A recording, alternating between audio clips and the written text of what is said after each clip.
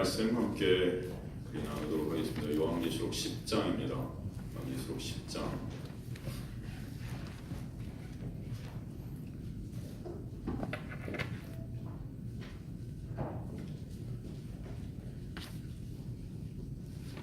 요한계시록 10장 1절에서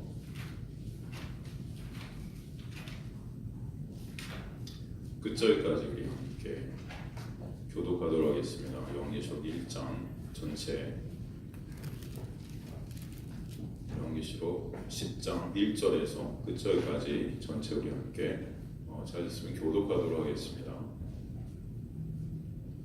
계시록 10장 1절에서 끝절까지입니다. 제가 먼저 1절 읽도록 하겠습니다. 내가 또 보니 힘센 다른 천사가 구름을 입고 하늘에서 내려오는데 그 머리 위에 무지개가 있고 그 얼굴은 해 같고 그 발은 불기둥 같으며 그 손에 펄펄 자도 구름을 두고 오른팔을 사자가 부르짖는 것 같이 큰 소리로 외치니 그가 외칠 때 일곱 우레가 그 소리를 내어 말하더라. 일곱 우레가 말하되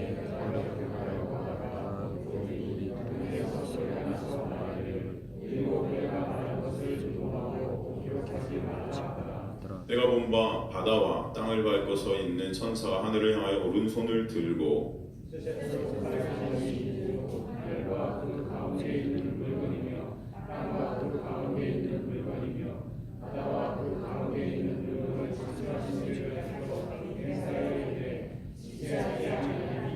일곱째 천사가 소리내는 날 그의 나팔을 불려고 할 때 하나님이 그의 종 선지자들에게 전하신 복음과 같이 하나님의 그 비밀이 이루어지리라 하더라.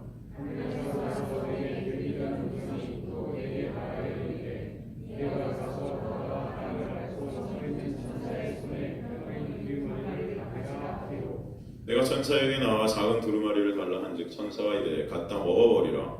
내 배에는 쓰나 내 입에는 꿀같이 달리라 하거늘.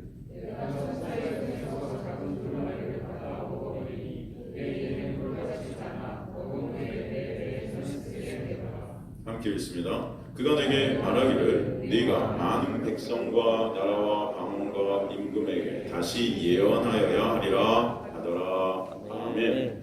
하나님 아버지 감사합니다. 오늘도 생명의 진리의 말씀을 통해서 생명 되시고 진리 되시고 길 되신 예수 그리스도의 놀라운 십자가의 그 영광, 그 은혜와 사랑을 저희들 더욱더 깨닫게 하시고 알게 하시고 우리 삶 가운데 또 채울게 하시며 이 자리에서 그 말씀 가운데 화답되는 여기는 주님의 백성들의 심중될 수 있게 주님께서 붙잡으시고 인도하여 주시고 이끌어 주옵소서.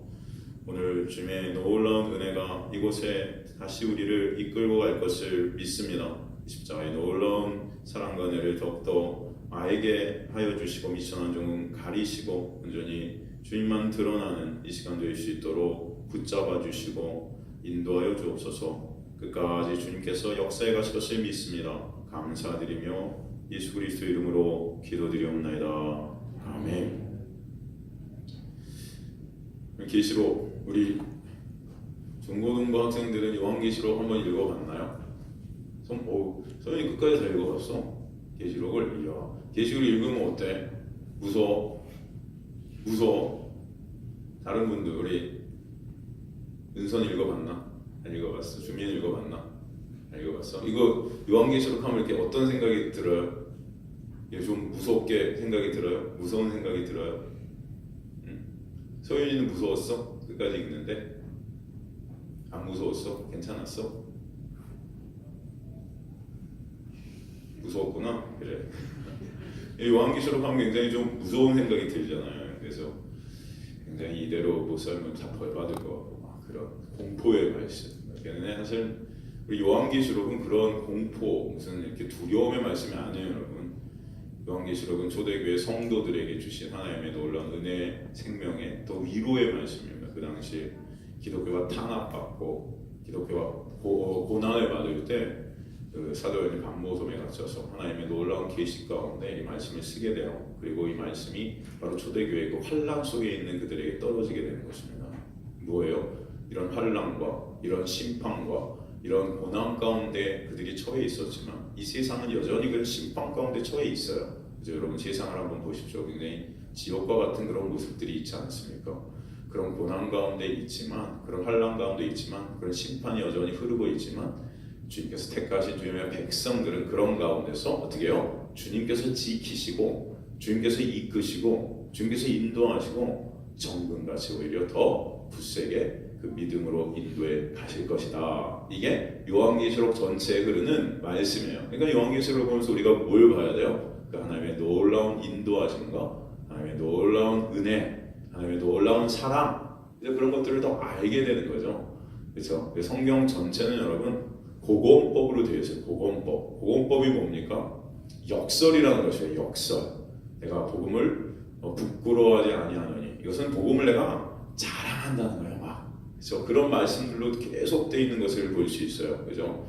하나님께서 이 말씀을 통해서 우리의 실존을 보게 하시고, 그런 실존 가운데 내가 아니라 예수 그리스도의 놀라운 은혜로 살아가는 우리의 모습들을 또 보게 하시는 것입니다. 그러니까 요한계시록 전체에 흐르는 어떤 심판, 어떤 두려움, 이런 것들이 흐르고 있지만, 이 모든 것들을 통해서 하나님의 백성들에게는 이런 가운데서도 놀라운 평안과 놀라운 기쁨이 이 안에 속게 하신다. 얼마나 감사해요, 여러분. 그죠? 그럼 감사와 기쁨이 있게 하시려고 우리에게 주신, 성도에게 주신, 교회에게 주신 그런 말씀이라는 것을 꼭 아시길 간절히 소망합니다.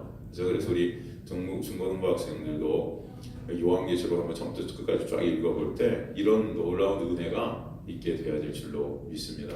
알겠죠? 두려운 말씀이 아니에요. 이 10장, 요한계시록 10장은 삽입 부분입니다. 삽입 부분이에요. 물론 우리 중고등부 학생들이 9장까지 잘 몰라서 오늘 이 생뚱맞을 수도 모르지만, 그래도 한번 여러분, 성경 하나님께서 이렇게 우리에게 말씀하시고 계시는구나 한번 잘 들어봤으면 좋겠어요. 이 10장은 삽입 부분인데, 6번째 인의 재앙과 7번째 사이에 삽입이 들어있는 것처럼, 이 나팔 재앙에서도 6번째, 7번째 나팔 사이에 이 삽입 부분이 지금 들어가 있는 거예요. 여러분, 요한계시록 지금까지 우리가 살펴본 바에 어떤 요한계시록이 어떤 구조로 되어 있었죠? 계시록 1장 1절에서 8절이 서론이었죠. 그 다음에 1장 9절에서 3장 끝까지 7교회에 대해서 설명합니다. 7교회는 곧 이 세상에 있는 모든 교회를 대표하죠. 아시아 7교회를 통해서 7이라는 온전수는 사실은 이 시대에 있는 모든 교회를 의미하는 거예요. 그 다음에 4장 5장으로 가서 천상에 완성된 교회를 또 우리에게 보여줌으로 말미암아 이 시대의 교회가 어떻게 완성되어져 가는지를 또 우리에게 설명해 주시죠. 그리고 6장으로 가면 이제 첫 번째 인의 심판이 나오고 6번째 인의 재앙의 내용들이 계속해서 흐르고 있습니다. 그리고 6장 말미에 이런 진노에서 구원을, 이런 진노의 설자가 누가 있을까 하면서 이렇게 질문을 던져요. 그러면서 6장이 끝납니다. 그리고 7장은 삽입 부분이 돼요. 그래서 6장 말미에 그 하나님의 진노 앞에 설자가 누가 있을까라는 그 질문에 대한 대답이 7장에 들어가서 14만 4천 명의 그 허다한 무리, 그죠? 하나님의 인을 받아 안전한 교회, 그 천상에 완성된 교회를 다시 한번 우리에게 보여주십니다. 바로 주님께서 은혜로 베풀어 주신 그 은혜 아래 있는 자는 바로 하나님의 이 진노 앞에서 설 수 있음을 하나님의 인도하심, 보호하심 가운데 설 수 있음을 우리에게 설명해 주시죠. 4장, 5장에서처럼 그것을 우리에게 보여주세요. 그리고 8장으로 넘어가서 거기서 마지막 7번째 인이 나오고 무슨 재앙이 거기 시작되죠? 나팔 재앙이 시작이 돼요. 나팔 재앙이. 우리 중고등부 학생이 이게 도대체 무슨 얘기야? 인은 뭐, 나팔은 뭐, 나중에 크면 다 알게 될 거세요. 괜찮아요. 그냥 한번 들어보십시오. 나팔 재앙이 시작이 돼요. 이 나팔 재앙과 인의 재앙은 같은 구조로 흐릅니다. 같은 구조로 흐려요. 9장까지 6대 나팔 재앙이 묘사가 되고 그 마지막에 이러한 무시무시한 재앙에도 인간들이 어떻게 하지 않더라? 회개하지 않더라로 끝나요. 이런 무시무시한 재앙 가운데 인간들이 회개한대요? 회개하지 않는데요? 회개하지 않는데요. 그런 게 우리의 모습이에요. 우리들의 모습. 인간들은 어떤 상황에서 회개하지 않더라. 회개하지 않더라. 여기서 말하는 회개는 진정한 돌이킴을 말하는 것입니다. 회개하는 척, 고백하는 척, 그러니까 무서우니까, 두려우니까 그냥 그때는 그냥 딱 돌아서는 것 같지만 진정 이 마음속 깊은 곳에서 하나님을 사랑하게 되는, 정말 사모하게 되는 그런 역사가 우리 힘과 노력은 절대로 일어나지 않는다. 그것을 설명하죠. 그것으로 끝이 납니다. 그럼 여기서 질문이 생겨야죠. 그러면 회개하는 사람이 전혀 없는 것인가? 라는 질문이 있어야 될 거예요. 왜냐하면은 그런 무시무시한 재앙 가운데 인간들이 회개하지 않는다고 됐는데, 그렇다면은 회개하지 않는 사람, 회개하는 사람은 전혀 없는가? 진짜 전혀 없을 것인가? 답은 뭐죠? 없다, 있다. 없다. 없다? 예. 있다? 없다. 없다? 다시 제가 질문할게요. 이 9장에서 6번째 나팔 재앙이 묘사가 되고 그 마지막에 이러한 무시무시한 재앙 가운데 인간들은 회개하지 않더라로 끝이 났어요. 그렇다면 여기서 우리가 이제 질문을 하나 던질 수 있잖아요. 어떤 질문을 던질 수 있을까요? 그러면 회개하는 사람은 전혀 없는 것인가? 라는 질문을 던질 수 있어요. 답은 있다, 없다. 없다. 없다. 예. 있다. 없다. 없다. 없다. 없다. 그렇게 자신 있어. 예. 우리 중고등부학생 서윤아, 있다, 없다. 주미야, 있다, 없다. 있다. 없다. 증석이는 없다. 주민이 있다. 우리 청년부의 대표 주자 우리 셀장님께 한번 여쭤볼까요? 우리 지혜 자매님, 있다, 없다.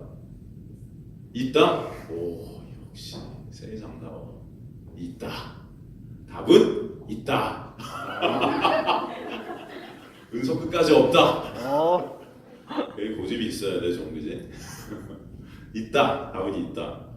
그렇다면 있다인데 답은 어떻게 회개를 하게 될까요? 이제 그것을 우리가 살펴보는 거죠. 그 답이 바로 오늘 계시록 10장의 내용이라는 거예요.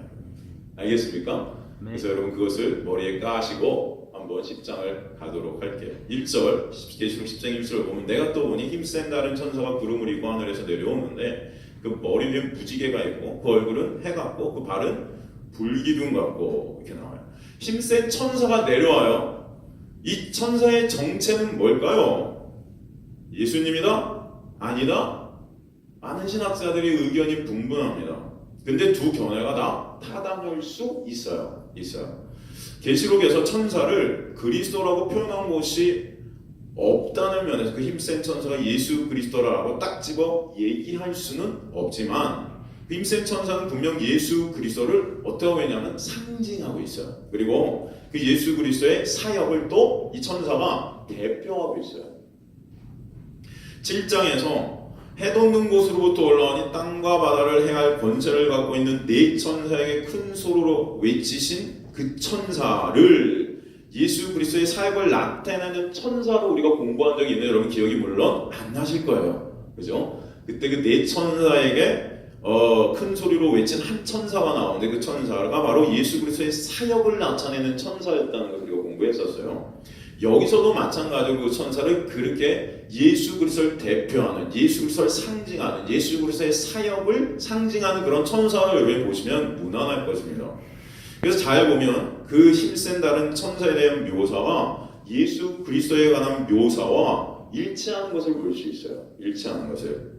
그 힘센 다른 천사가 어떻게 하늘에서 내려온다 그러죠?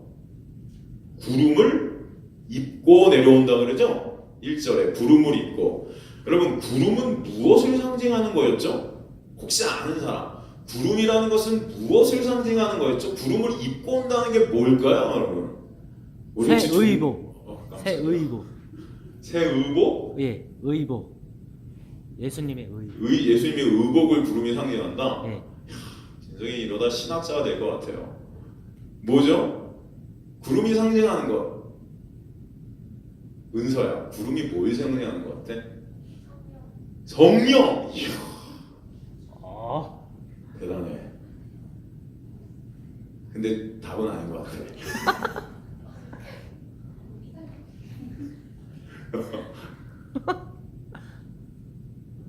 태훈아, 구름이 뭘 상징할까? 왜 뒤를 보면서 이렇게 답을 찾으려고 그래? 이래 언니는 알 것 같아? 안 돼! 이야. 뭘 상징할까요? 구름은?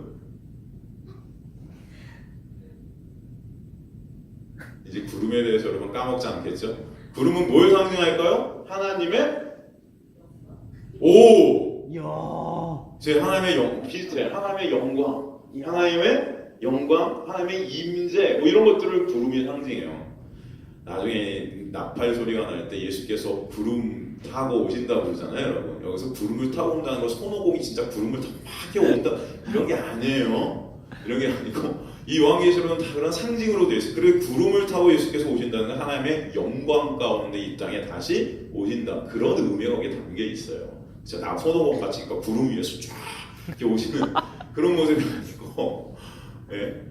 하나님의 영광, 진짜 이제 하나님으로 심판주로 이 땅에 오신다는 것을 상징적으로 표현하는 것이 바로 구름을 입고 구름을 타고 이게 구름이라는 것을 통해서 우리에게 보여주시는 것입니다. 이해가 되시죠? 네. 그래서 여기서 하나님의 영광, 하나님의 임재, 서윤이가 아주 잘 맞췄어요. 어떻게 이렇게 잘하지? 대단해요. 그러기에 계시록 1장 7절에서 예수 그리스도가 강림하실 때도 구름을 타고 오신다 말씀하시죠. 계시록 1장 7절에 보면 볼지어다 그가 구름을 타고 오시려 각 사람의 눈이 그를 보겠고 그를 찌른 자들도 볼 것이요 땅에 있는 모든 족속이 그르리야 애곡하리니 그리하리라 아멘 이렇게 나오잖아요. 그래서 언젠가 주님께서 하나님으로 영광의 주로 영광 가운데 이 땅에 오신다. 그리고 그 힘센 다른 천사가 머리 위에 뭐가 있다고 표현하면 무지개가 있다 그래요. 무지개.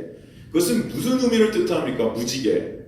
보통 머리 위에 있는 무지개는 대부분 또 하나님의 뭘 의미할까요? 이 무지개. 예수님. 예수님을 의미한다. 무지개. 알죠? 저 바람보. 무지개. 여러분 무지개 언약 들어봤죠? 무지개 언약. 이 무지개가 뭘 의미할까? 이 주미.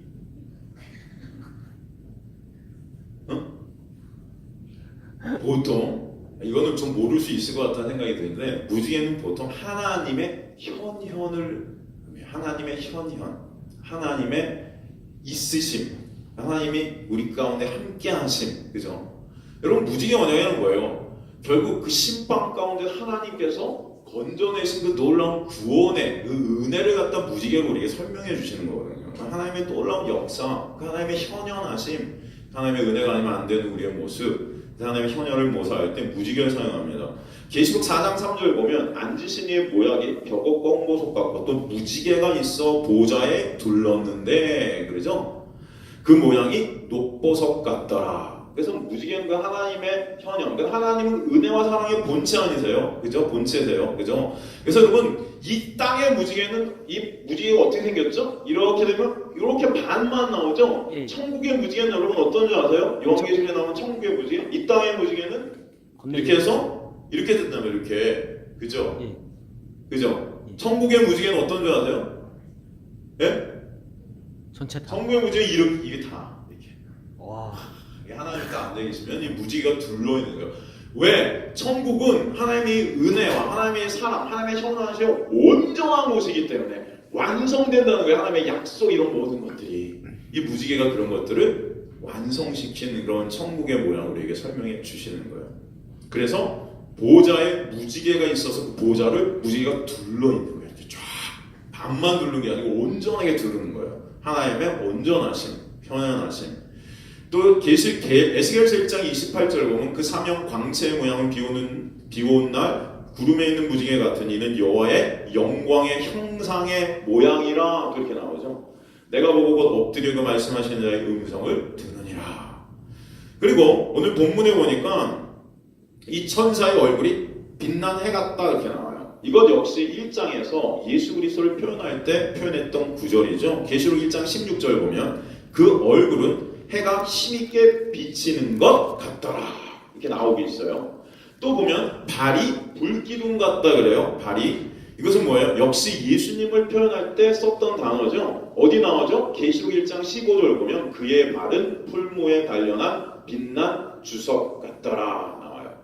또 2절에서 오른발로는 바다를 밟고 있고 왼발로는 땅을 밟고 있다는 표현에서도 그 존재가 온 세상을 어떻게 해요? 장악하고 다스리고 관장하고 있다. 그죠? 이 힘센 천사가 그래서 꼭 그리스도가 아니다 기다를 떠나서 예수 그리스도의 임재와 그분의 하시는 그 사역, 그분의 하시는 그 역사를 상징적으로 우리에게 보여주는 그런 천사임을 설명해 주신다는 것입니다. 이해가 되시죠, 여러분? 아멘. 9장까지 지금 6번째 나팔령에 대한 설명이 끝나고 왜 갑자기 10장 서두에서 예수님을 이러한 모습으로 그리고 있을까요? 9장까지 6번째 나팔령에 대한 설명이 끝났어요. 그리고 왜 갑자기 지금 10장으로 넘어오면서 서두에 예수님을 이러한 모습으로 그리고 있는 걸까요? 여기에 쓰인 단어를 여러분 한번 제가 설명해 드렸죠. 지금 뭐뭐 설명했죠? 구름, 그런 무지개, 불기둥, 그럼 빛난 얼굴, 뭐 이런 표현들을 계속 썼어요. 그래서 예수 그리스도를 상징했는데 왜 이런 표현을 쓴 것인가? 여러분, 애굽에서 하나님께서 이스라엘 백성들을 광야로 인도하셔서 무엇으로 그들을 보호했죠? 예. 불기둥과 구름기둥으로 보호했죠. 구름기둥과 불기둥으로 보호했어요. 그리고 무지개는 또 노아의 홍수 이후에 인류의 재창조 장면에서 보여주시는 것이죠.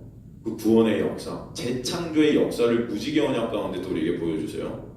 이것을 한번 우리가 종합해 보면은 왜 이런 모습을 우리에게 10장 서두에서 보여주시고 계신가 하면 위의 모습으로 묘사된 힘센 다른 천사의 모습에서 세상에 그렇게 횡행하는 그런 재앙 속에서도 그리고 그 심판 가운데에서도 하나님의 백성들은 누가 그분께서 지켜내시고 오히려 그런 것들은 우리 하나님의 백성들의 재창조의 과정이고 방법이고 수단으로 쓰여지게 되는 것이라는 것을 10장 서두에서 다시 한번 꼭 짚고 넘어가고 있다는 것입니다.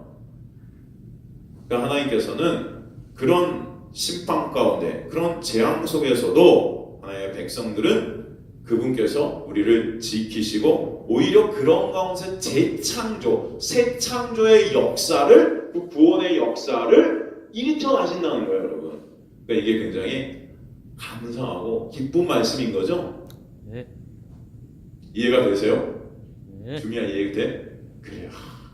성원이 이해가 되시나? 괜찮아. 잘 몰라도 돼요. 하지만 다음번에 다시 한번 또 우리가 읽을 기회가 될 거예요. 그죠? 그래서 계속해서 3절로 가면서 그 힘센 다른 천사가 큰 소리로 외칩니다. 그런데 그 큰 소리가 7 울의 소리로 들려요. 계시록 10장 3절 4절 보면 사자가 부르짖는 것 같이 큰 소리로 외치니 그가 외칠 때 7 우레가 그 소리를 내어 말하더라. 7 우레가 말을 할 때 내가 기록하려고 하다가 곧 들으니 하늘에서 소리가 나서 말하기를 7 우레가 말한 것을 임봉하고 기록하지 말라 하더라. 이렇게 나타내 있어요.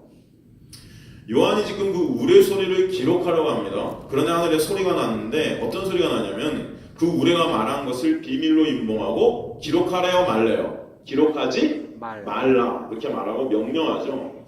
그러기에 그 우레 소리가 뭔지는 사실은 아무도 알 수가 없을 거예요. 그리고 나서 5절로 이어지는데 5절로 가면 내가 본 바다와 땅을 밟고 서 있는 천사가 하늘을 향하여 오른손을 들고 이 내가 본 그 천사가 바다와 땅을 들고 서 있는 그 천사가 오른손을 하늘로 쳐들고 맹세를 해요.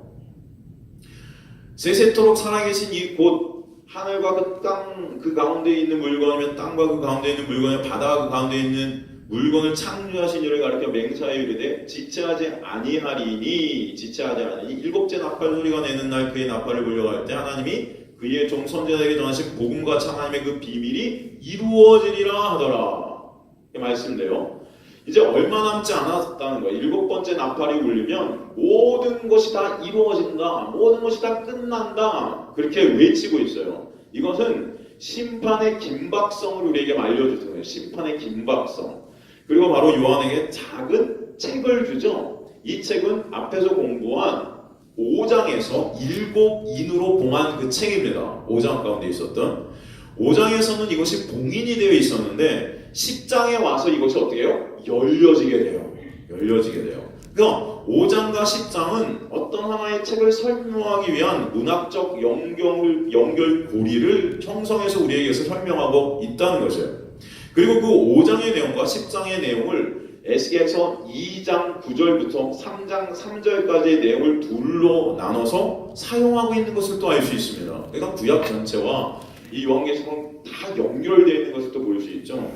그러니까 한 가지 내용을 둘로 갈라서 5장과 10장 양쪽에서 지금 인용을 하고 있어요.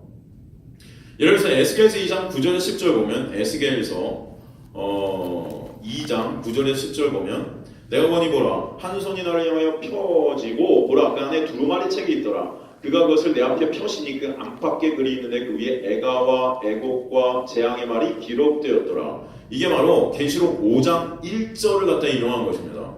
그 다음에 계시록 에스겔서 3장 1절에 3절 보면 3장 1절에 살펴보면 또 그가 내게 이르시되 인자야 너는 발견한 것을 먹으라. 너는 이 두루마리를 먹고 가서 이스라엘 족속에 말하라 하시기로 내가 입을 벌리니 그가 그 두루마리를 내게 먹이시며 내게 이르시되 인자야 내가 내게 주는 이 두루마리를 내 배에 넣으며 내 창자에 채우라 하시기에 내가 먹으니 그것이 내 입에서 달기가 꿀 같더라. 말씀드리는데 이게 바로 10장 부분이에요. 오늘 우리 본문 부분이에요. 그러므로 5장의 이 임봉한 책과 지금 10장에 열려진 작은 책은 어떤 책이냐? 같은 책이에요. 똑같은 책이에요. 연결해서 우리가 본다면 5장에서 보좌이신 분의 손에서 어린 양의 책을 취하세요. 그리고 그 임봉을 떼시고 책을 펼치세요. 그리고 그 책은 힘센 다른 천사에 의해서 땅으로 취해져서 요한에게 그것이 주어지고 요한은 그것을 어떻게 돼요? 받아먹게 되는 거죠. 요한은 받아먹게 돼요. 그래서 지난번 임봉한 책에 무엇이 기록되어 있냐면 하나님 나라의 완성에 관한 비밀, 즉 복음이 기록된 책이라고 간단히 말한 적이 있죠. 그런데 그것을 요한이 6째 나팔, 환상이 지난 후에 지금 받아 먹는 것입니다. 왜요? 이것을 왜 받아 먹는 것일까요? 회개를 촉구하는 심판의 나팔 중간에 이 복음이 적힌 책이 등장하고 그것을 요한이 받아 먹는 장면이 지금 왜 등장하는 것이냐 하면은 인간은 심판으로는 회개를 하지 않는다는 것을 보여주시는 거예요. 인간을 바꿀 수 있는 것은 이런 심판이나 재앙, 이런 두려움, 이런 것들이 아니라, 그죠? 두려움은 여러분 그렇잖아요. 금방 사람을 바꾸는 것 같고, 이런 심판과 재앙 같은 것도 금방 사람이 두려워서 바뀌는 것 같지만, 사실은 바뀌는 것 같이 보이지만, 이런 것들이 사람을 바꾸는 것이 아니라, 하나님의 전적인 은혜인 복음만이 사람을 바꿀 수 있다. 이것을 설명해 주기 위해서 오늘 지금 이 내용들이 나오고 있는 것이에요. 아까 제가 질문 드렸잖아요. 그죠? 회개하는 사람이 있더라 없더라? 없었는데 그렇다면 회개하는 사람이 진짜 없을 것인가? 있다는 거죠. 그 있는 사람이 어떻게 회개하게 되냐? 이런 심판과 재앙 때문에 아니라 하나님의 놀라운 은혜의 복음으로 인해서. 근데 그 복음은 누구예요? 로마서 보니까 1장 1절에서 5절까지 그 복음은 우리 주 예수 곧 그리스도시라. 그분은 또 다른 말로 하면 성령이시죠. 또 다른 보혜사라고 되어 있죠. 또 다른 보혜사. 예수께서 승천하시면 우리에게 또 다른 보혜사, 제자들에게 또 다른 보혜사를 보내시리니 로마서에 보면 그가 그리스도의 영이라. 우리 안에 성령께서 오셔서 그 구원의 역사를 일으켜 내신다. 그러니까 여러분이 구원받은 것은 이런 두려움, 무슨 이런 고난, 재앙, 심판 이런 것들 때문이 사실 아니고 진짜 여러분이 구원받을 수 있고 진짜 여러분이 변할 수 있는 것은 누구 때문이다? 복음 대신 예수 그리스도의 놀라운 은혜와 사랑 때문이다. 십자가 때문이다. 이것을 우리에게 말씀해 주시는 거예요. 이해가 되시죠, 여러분? 네. 사람은 여러분 참 안 바뀌는 것 같아요. 그죠? 저도 그래요. 제가 가만히 보니까 나이가 들어서 좀 바뀌는가 싶었었어요. 옛날에는 20살 때는 야, 이렇게 열심히 신앙생활을 한 30살 넘어가고 40살이 되면은 살 많이 빠지셨어요. 목사님 그 겉모습이야 뭐 항상 바뀌겠지만 많이 달라지셨어요. 우리 안에 있는 모습들이 참 바뀔까? 그때는 바뀔 수 있다고 저도 참 마음먹었던 것 같아요. 열심히 기도하고 기도도 하루에 30분 했던 거 10분씩 늘려가면서 40분씩, 50분씩, 1시간씩, 2시간씩, 3시간씩 이렇게 하면은 내가 바뀌겠지. 이제 뭐 이렇게 생각을 했었던 것 같아요. 그리고 진짜 유학 시절에도 보면은 정말 그랬던 적이 있어요. 유학생활 가운데서 하루에 작정하고 한 3시간씩 기도한 적이 있는 것 같아요. 3시간. 이렇게 3시간씩 기도하면 그냥 성령이 임해서 충만해져갖고 그냥 성령의 권능과 능력을 뿜어내리라. 막 그러면서 여러분 유학 시절에 막 혼자 전도지를 두고 나와서 그 독일에 가면은 독일 이게 각 그 마을마다 공동 묘지들이 있는데 거기 가고 전도하고 이사 가는 곳마다 전도지 돌리고 막 독일 전도지를 구해서 제가 막 그렇게 아주 경건한 척, 굉장히 하나님의 그 말씀을 잘 쫓는 척 그렇게 살았어요. 그래서 스스로 그래도 내가 조금씩 변하고 있는 것 같아 생각했는데 웬걸요? 똑같아요. 가만히 보니까 내 의만 잔뜩 쌓았고 그냥 그 의로 다른 사람을 정죄하고 나는 전도하는데 왜 넌 전도 안 하니? 뭐 이런 거 있죠. 그냥 내 의만 열심히 쌓는 거예요. 이걸 지식으로 쌓아버려서 나는 기도 3시간 하면 1시간밖에 못해? 그러고도 네가 신앙이냐? 막 그러면서 다른 사람을 칼로 막 베고 있는 나의 모습. 그죠? 그 이후로 저는 그래서 기도 많이 하시는 분들이 어쩔 땐 두려울 때가 있어요. 제 모습을 봐요. 3시간 기도했던 때 나의 모습. 그냥 막 눈에서 불이 막 나가는 것 같은데 은혜의 사랑의 불이 아니고 정죄의 불이 나가죠. 왜 넌 기도 안 하니? 막 그런 나의 모습.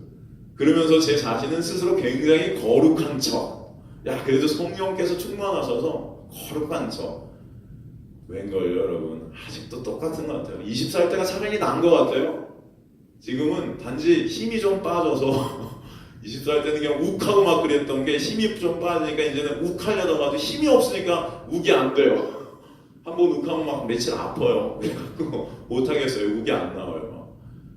하지만 제 마음에 있는 건 똑같은 그런 저의 모습을 봐요. 그런데 감사한 것은 주님께서 그것을 알게 하시고 그런 저의 십전을 보게 하시고 자꾸 예수 그리스도의 십자가로 저를 이끌고 가시는 은혜가 있게 하시는 거죠. 그래서 주님을 사랑케 되고 주님이 아니면 안 되는 걸 알게 하시고 예수 그리스도의 십자가의 놀라운 은혜와 사랑을 더욱더 깨닫게 하시기 때문에 감사가 있게 하시고 또 그 가운데 힘들고 어렵지만 기쁨이 있게 하시고 또 찬송이 항상은 아닌 것 같은데 때때로 있게 하시고 항상은 아닌 것 같은데 그죠? 그런 저의 모습을 알게 하신다요. 아까 전도사님이 그랬잖아요. 뭐 이렇게 찬송하시면 이게 찬송할 때 굉장히 좀 그렇다. 전도사님만 그런 거겠습니까? 여러분들 다 그렇지 뭐 저도 그래요. 저희 찬송의 내용 굉장히 그죠? 정말 은혜 아니면 살아갈 수가 없네. 그죠? 그게 바로 저의 모습인 줄 믿습니다. 네. 그래서 감사한 거예요, 여러분. 기독교 이 복음이라는 것은 그래서 기쁜 소식이에요. 내가 이룬 것들을 보는 것이 아니고 예수께서 하신 역사를 바라보게 하시는 거잖아요. 예수께서 하신 것 때문에 우리가 거저 은혜로 값없이 구원을 받게 된 거 아니겠습니까? 이 복음, 그래서 하나님의 전적인 이 은혜, 그 은혜가 왕노릇해서 우리를 부익케 하시는 자리로 우리를 이끌어 가시고 그러므로 말미암아 지향성이 생기게 하시고 주님을 더욱더 바라보게 하시고 주님을 사모하게 하시고 주님의 말씀을 여전히 지키지 못하는 나의 실존을 보게 하시지만 그럼에도 불구하고 점점 그 말씀을 지키고 싶은 마음을 또 허락해 주세요. 그렇지 않아요 여러분? 그 가운데 상한 심령과 깨진 심령의 그런 마음들이 우리 안에 드러나게 하셔서 더욱더 십자가를 붙잡게 하시고 십자가만을 의존케 하시는 그런 마음들이 있게 하실 줄 믿습니다. 그게 은혜죠. 그게 은혜예요. 그래서 우리를 바꿀 수 있는 것은 이 세상에 아무것도 없어요 여러분. 그렇지만 예수 그리스도가 내 안에 오셔서 나를 인도해 가시는 줄 믿습니다. 복음이에요, 복음. 그래서 이 복음 얘기하는 거예요. 사실 요한계시록 10장 그래서 이 복음 얘기하는 겁니다, 여러분. 다른 게 아니에요. 성경 전체가 그리스도의 의 대신 하나님의 의 대신 그리스도 예수를 갖다 우리에게 얘기하는 것 같이 여전히 요한계시록 10장도 그 예수 진리 대신 예수 그리스도 우리에게 설명해 주시는 것이죠. 바로 이 이야기는 이미 창세기에서 우리에게 언급되어 있는데 이게 어디 언급되어 있냐면 창세기 8장 20절에서 21절을 가보면 언급되어 있어요. 창세기 8장 20절에서 21절 가면 노아가 여호와께 제단을 쌓고 모든 정결한 짐승과 모든 정결한 새 중에서 제물을 취하여 번제로 제사를 제단을 드렸더니 여호와께서 그 향기를 받으시고 그 중심에 이르시되 내가 다시는 사람으로 말미암아 땅을 저주하지 아니하리니 이는 사람의 마음이 계획하는 바가 어려서부터 악함이라 내가 전에 행한 것 같이 모든 생물을 다시 멸하지 아니하리니 말씀되어 있어요. 하나님께서 지금 노아의 홍수를 일으키셨죠. 이 홍수로 이 땅의 모든 것들을 다 죽이세요. 그리고 노아의 식구들이 번제를 드리니까 이제 다시는 이렇게 생물을 멸하지 않으시겠다 말씀하십니다. 그죠? 그런데 그 이유가 무엇일까요? 그 이유가 무엇일까요? 왜 이제 노아 홍수 같은 것으로 사람들 다 멸하지 않겠다 이렇게 말씀하신 것일까요? 이 홍수로 사람들이 뉘우쳤다 뉘우치지 못했다. 이 홍수로 사람들이 뉘우쳤기 때문이 아니라 사람의 마음이 계획하는 바가 어려서부터 악하기 때문에 재앙으로는 뉘우칠 수 없을 만큼 엄청나게 우리가 타락을 한 자들이야. 이제 재앙으로 그래서 사람들을 멸하지 않으시겠다. 그래서 10장에서는 이렇게 오직 타락한 죄인들을 바꿀 수 있는 것은 하나님의 은혜의 선물, 즉 복음뿐이다 라는 것을 우리에게 나타내 주시는 거예요. 여러분. 왜 복음 하겠어요? 그죠? 그런데 그 복음이 적혀있는 책을 요한이 받아먹겠다고 받아먹었는데 입에서 그것이 아주 어떻게 했다? 달았다 그러죠. 입에서 달았다. 그러니까 예수 그리스도의 부활과 승리로 말미암아 이니 떼어진 그 복음은 그렇게 단 것이에요. 여러분. 그렇게 단 것이에요. 우리가 복음으로 말미암아 얻은 유익을 무엇으로 비길 수 있겠습니까? 그렇죠? 그 복음 대신 예수 그리스도가 우리에게 오직 너무나 단 거죠. 이제 꿀의 꿀송이보다도 단 거죠. 이게 시편 119편 103편에서 105절을 보면 시편 119편 103절에서 105절을 보면 주의 말씀이 맛이 내게 어찌 그리 단지요 그러잖아요. 내 입에 꿀보다도 나니이다. 주의 법도들로 말미암아 내가 명철하게 되었으므로 모든 거짓 행위를 미워하나이다. 주의 말씀은 내 발에 등이요 내 길에 빛이니이다. 말씀은 우리에게 꿀송이보다 달다. 그런데 여러분 생각해 보세요. 복음이 정말 꿀처럼 달기만 할까요? 시편 19편 7절에서 10절을 보면 시편 19편 7절에서 10절을 보면 여호와의 율법은 완전한 영혼을 소송시키며 여호와의 증거는 확실하게 우둔한 자를 지혜롭게 하며 여호와의 교훈은 정직하여 마음을 기쁘게 하고 여호와의 계명은 순결하여 눈을 밝게 하시도다.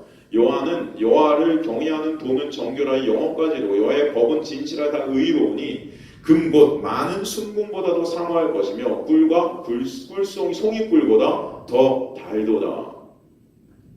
이 송이꿀보다 더 단 하나의 말씀은 우둔한 자를 지혜롭게 하고 바르지 못한 길에서 돌이켜 바르게 가게 만든대요. 결과를 놓고 볼 때는 송이꿀보다 훨씬 더 단 것이 사실이죠. 그러나 실제로 말씀으로 말미암아 우리의 삶이 그렇게 바뀌어갈 때 저와 여러분이 삶이 참 달기만 할까요? 우리는 말도 못한 고난 가운데 있을 때가 있는다는 거예요. 초대교회 성도들 같이. 초대교회 성도들도 이 고난과 환난 가운데 있게 돼서 예수 그리스도로 말미암아 예수 그리스도를 믿는 믿음 때문에 수십 년 동안 습관되어지고 중독되어진 것들을 떨어낸다는 것은 여러분 쉽지 않아요. 우리 인생 가운데서 우리 행복의 근원으로 삼았던 이 세상 것들, 이것들을 내가 가지면 난 행복해질 거야 라고 그렇게 믿고 살았던 이 세상 것들, 물질, 명예, 권력, 그리고 그것들을 잡기 위한 나의 모든 습관들, 내가 주인된 자리에서 행했던 그 모든 내 생각과 내 뜻대로 행하려고 했던 그런 나의 모습을 갖다가 나의 그런 모습들이 부인되어지는 그 복음의 자리로 우리가 나간다는 것은 이게 복음이 우리가 그 은혜의 복음을 받을 때 너무나 달지만 우리 현실 삶 가운데는 이것이 항상 달지만은 않아요. 눈물 날 때도 있고 정말 힘들 때도 많아요. 정말 어려울 때도 많아요. 그러면 제가 그래요. 여러분들은 항상 달지 모르지만 저는 그래요. 목사님이 그러시면 안 되죠. 안 돼도 죄송해요. 제가 그래요.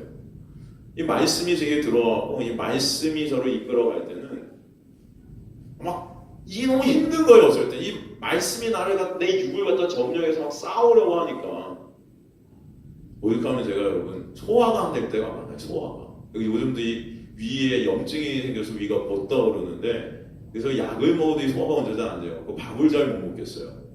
왜 그러냐면은 하나님의 말씀을 따라 산다는 것 자체가 저한테는 이게 고난이에요. 어쩔 때 내 힘대로 내 의대로 안 돼. 내 생각대로